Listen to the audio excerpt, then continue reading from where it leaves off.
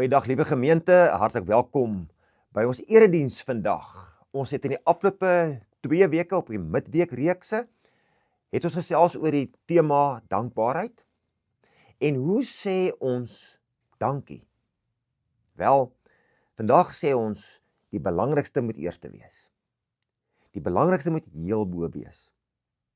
In enige gesprek, in enige kuier by mense, is dit maar net so dat iewers redelik vinnig sal die gesprek uitkom by geld en besittings. Mense sal gou praat oor wat hulle kan koop of wat hulle nie kan koop nie. En hoe effentjies hulle geld is. Hulle sê vir vertel van wat hulle so graag wil hê, maar nie kan bekostig nie. Hulle sal vir jou vertel, hulle probeer die lotto speel, maar die lotto betaal maar swak uit, nê. Ja, so ek het een keer in 'n gemeente het ek hieroor gepreek en toe gesê het, maar onthou, geld en besittings is nie eerste nie. En toe oomie na tyd aan my toe gekom, toe sê hy vir my, wel, as geld dan tweede is die ding wat derde is, baie ver derde. Ja, ons weet, die spreekwoord sê mos in Afrikaans ook, geld wat stom is, maak alles reg wat krom is. Geld is belangrik. Ons het dit nodig om brood op ons tafel neer te sit, om 'n kantoor te huur, 'n motor te huur, of om 'n huis te huur, of selfs te koop. Ons moenie daaroor skynheilig wees nie, dit is maar net die feite van die lewe. Ons bou daarmee kerke, ons bou daarmee kinderhuise, ons hou daarmee ouetehuise en welsynswerk in stand. Ons het dit nodig. Maar interessant om te weet dat geld en besittings ook vir God belangrik is. Het jy geweet dat Jesus 38 gelykenisse vertel het? En dat 16 van die 38 gelykenisse gaan oor geld en besittings. Dit gaan vir God in hierdie gelykenisse oor die verantwoordelike en reg bestuur en spandeer van dit wat ons van God ontvang het. Want God bly die gewer van alles. Want as ons dit reg spandeer, volgens God se wil met dit wat ons by hom kry werk, en dit uitdeel, prioritiseer, eerste dinge eerste hê, belangrike dinge staan bo, kan behou, dan kan en sal God se koninkryk groei. Dan sal ons medemens meer geseën wees deur wat ons doen. Sal die wêreld meer leefbaar wees. Sal selfs kinders meer ontspanne en meer gelukkig wees. Mense wat nie geld het nie, sal ook meer gerespekteer word, hoër geag word. Mense wat min besittings het, sal ook daarmee 'n selfbeeld kan hê. En nie heeltyd so 'n kompetisie wees met ander mense. Heeltyd so minderwaardig voel oor, kyk wat het ander en kyk wat het ek. Of wat het ek nie. Die regte kyk na en spandeer en werk en bestuur van dit, besittings en geld wat ons van God ontvang, kan ook tot gevolg hê dat goeie soos goeie maniere, geloof in God, 'n gesin wat die Here dien, 'n gelukkig getroude paartjie, wat nie eens baie geld het nie, mense se koppe sal laat draai. Dat mense na hulle sal kyk en sal sê, wow, ek wil ook so wees. Hulle is eintlik die ryk mense. Hulle is well away. Hulle het dit. As ons die besittings en die tyd wat ons van God ontvang reg spandeer, en dinge eerste stel wat eerste moet wees, en dinge wat belangrikste is bo sit, dan sal God ook sy regmatige plek in ons harte, in ons beursies, in ons programme, in ons prioriteite inneem. En dan sal dit sommer beter gaan met ons almal. Spanningsvlakke, angstigheid, die stresvlakke sal bedaar. Begeertes en kompetisies sal verminder. Jaloesie en hoogmoed dat ek dit moet hê en dat moet hê, sal daar nie meer wees nie. Jy sal nie meer gemeet word aan hoeveel jy werd is nie. Want mense word mos gemeet aan hoeveel hulle werd is. Jy sal nie meer gemeet word aan hoeveel jy werd is nie, maar wat God en jou naaste vir jou werd is. Kom ons lees 'n bietjie hieroor. God se opinie. God die adviseer se opinie. Ons lees in Matteus 6, daar by vers 19 tot en met vers 33. Moenie vir 'n skatte op aarde bymekaar maak waar mot en roes dit verniel en waar diewe inbreek en dit steel nie. Maar maak eerder vir 'n skatte in die hemel bymekaar waar mot en roes dit nie verniel nie en waar diewe nie inbreek en dit steel nie. Waar jou skat is, daar sal jou hart ook wees. Waar jou skat is, sal jou prioriteite en jou tyd, energie en jou moeite ook ingaan, hè. Die lamp van die liggaam is die oog. As jou oog goed is, sou jou hele liggaam lig hê. Maar as jou oog sleg is, liefdeloos is, selfsugtig is, prioriteit is nie reg nie, die belangrike ding is nie eerste nie, sal jou hele liggaam sonder lig wees. As die lig in jou donker is, hoe donker moet dit dan nie wees nie? Dis daarom dat so donker is in baie mense se lewens en op aarde, in verhoudings tussen mense. Vers 24, niemand kan vir twee baase gelyktydig werk nie. Hy sal of die een minder of die ander een hoër ag, of die een meer oor hê en die ander een afskeep. Julle kan nie God en die geldgod Mammon dien nie. Kies wie jy wil dien. Daarom sê ek vir julle, dis Jesus Christus hier aan die woord. Moet julle nie bekommer oor julle lewe, oor wat julle moet eet of drink, of oor julle liggaam, of oor wat julle moet aantrek nie. Is die lewe tog nie belangriker as kos, en die lewe en die liggaam belangriker as klere nie? Kyk aan die wilde voëls, hulle saai nie, hulle oes nie, hulle maak nie 'n skuurie bymekaar nie, julle hemelse Vader sorg nog steeds vir hulle. Is julle nie baie meer werd as al hierdie voëls nie? Trouwens, wie van julle kan deur jou te bekommer? Ons bekommer ons so stikkend. Deur jou te bekommer, jou lewe met een enkele uur verleng. En wat bekommer julle so oor klere? Branded klere, allerlei fancy goeders, wat ons net moet hê, want die ander het dit. Let op die groei van die veldlelies. Hulle soeg nie en hulle maak nie klere nie. Maar ek sê vir julle, selfs Salomo in al sy pragt is nie geklee soos een van hulle nie. As God aan die gras van die veld wat vandag nog daar is en môre verbrand, so versier, hoeveel te meer sal hy dan nie vir julle sorg nie, kleingelowiges? Julle moet julle dis nie so bekommer. Altyd bekommer en vra. Wat moet ons eet? Wat moet ons drink of wat moet ons aantrek nie? Dis alles dinge waaroor ongelowige mense begaan is. Julle hemelse Vader weet tog wat julle alles nodig het. Nee, beywer julle allereers vir die koninkryk van God en vir die wil van God, dan sal hy ook vir julle al hierdie dinge gee. Stem jy saam met wat hier staan? Klink dit vir jou reg? Klink dit vir jou vreemd? Klink dit vir jou verkeerd om in jou lewe? Wel, dan wys dit dat geld en besittings vir jou te belangrik is en God en jou naaste vir jou te onbelangrik geword het. Hier staan, koop vir jou skatte in die hemel, belê in waarin God jou adviseer.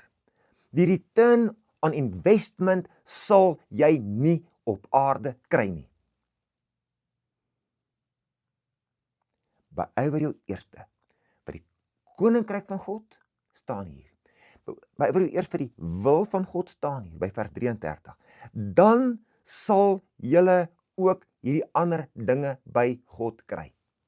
Lees dit self, vers 33 van Matteus 6. Weet jy dat God jou en my steeds of reeds seën en steeds sal seën, dat hy ons reeds seën en ons nog meer sal seën en wil seën as ons prioriteit reg is. Kom ons kyk na 'n paar voorbeelde. In Johannes 21 lees ons van die disippels wat die hele nag deur vis probeer vang het. Hulle het nie vis gekry nie. Hulle is honger. Hulle het minstens so 12 visse nodig, want hulle is 12 mense ongeveer.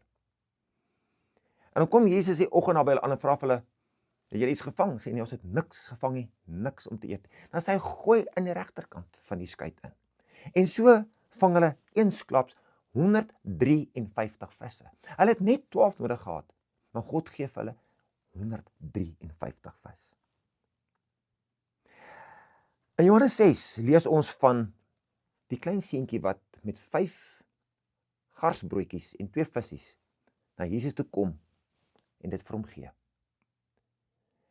En Jesus Christus gee vir 5000 mans, afgesien van die vrouens en die kinders, elkeen 'n maaltyd, dat daar 'n klomp oorbly. En dat daai seentjie met te veel kos vir sy gesin huis toe gaan. God is inderdaad El Shaddai. God is meer as genoeg. God is nie 'n kwaai pa wat die sakgeld sent vir sent, nie 'n sent meer nie aftel nie. God wil hê jou beker moet oorloop. Die weduwee van Sarfat gee haar seentjie, sy en haar seentjie se laaste bietjie meel en laaste bietjie olie vir die profeet van die Here Elia. En dan kom die woord van die Here daar in 1 Konings 17 vers 14. Die meel in die kruik en die olie in die kan sal nie opraak nie, sal nie minder word nie. As ons God eerste stel, as ons God vertrou, as ons God ons adviseer maak, as ons na God luister, as ons hom volg, dan kan dit gebeur. En so sê Jesus self in Lukas 11, sy vir sy disippels, is daar onder julle enigstens iemand soos 'n pa wat vir sy seun as sy seun 'n vis vra, vir hom 'n slang sal gee, of vir sy pa eier vra, vir hom 'n skorpioen sal gee. En dan sê Jesus Christus hulle vir hulle, as julle wat aan sleg is, weet wat om die goeie dinge vir julle kinders te gee, hoeveel te meer weet julle hemelse Vader wat julle nodig het. En wat sal julle hemelse Vader te meer vir julle gee? Wat het gebeur toe Abraham God eerste gestel het? Bo sy seentjie waarvoor hy soveel jare gebid het. Het hy nadat dink dat hy kan nie 'n kind hê nie. Hy het nadat God begin wantrou. Maar toe die Here vir hom sê, kies tussen my en jou seun. Jou enigste seun. Jou hart se punt, jou oogappel, jou liefling, jou alles, het Abraham vir God gekies. Vir God eerste gestel.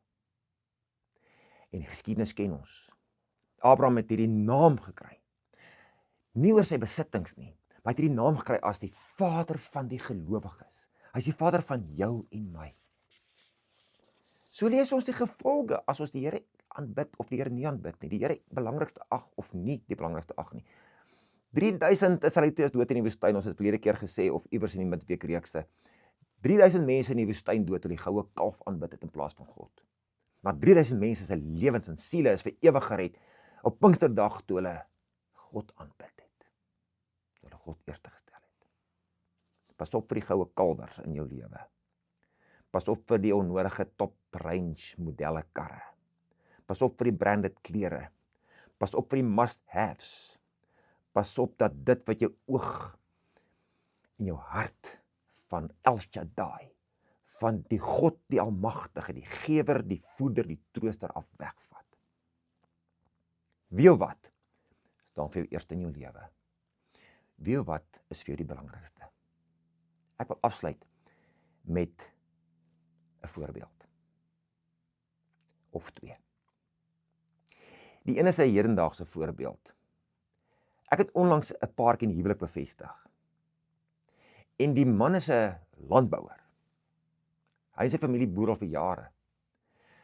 En ons praat oor die gemeente waarna hulle is, en hy sê maar, hulle werk nou maar so in hulle familie, dat hulle die eerste linge van die oes vir die kerk, vir die koninkryk van God gee.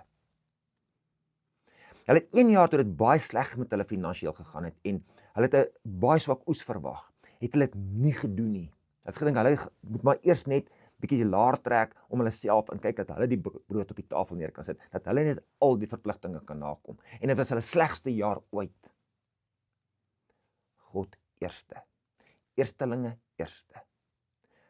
Aan God die eer, want, sê hy vir my, ons sit 'n put in die grond, en dan kom 'n plant op, as die Here die grond seën met groeikrag, met reën.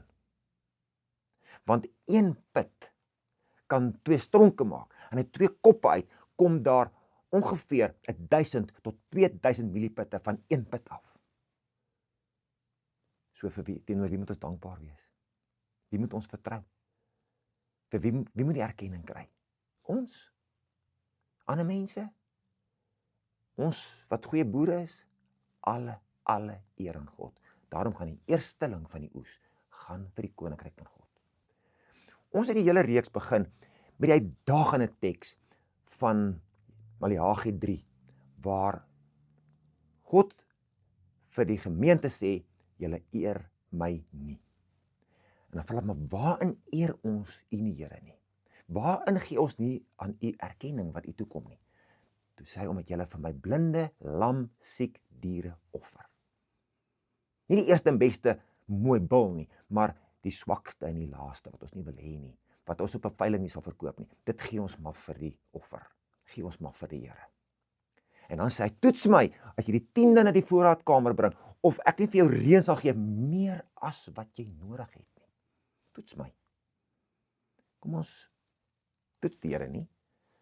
Kom ons erken dat die Here die skepper is, dat hy die gewer is, dat hy sorg, dat hy die voeder is, dat hy die trooster is, El Shaddai is.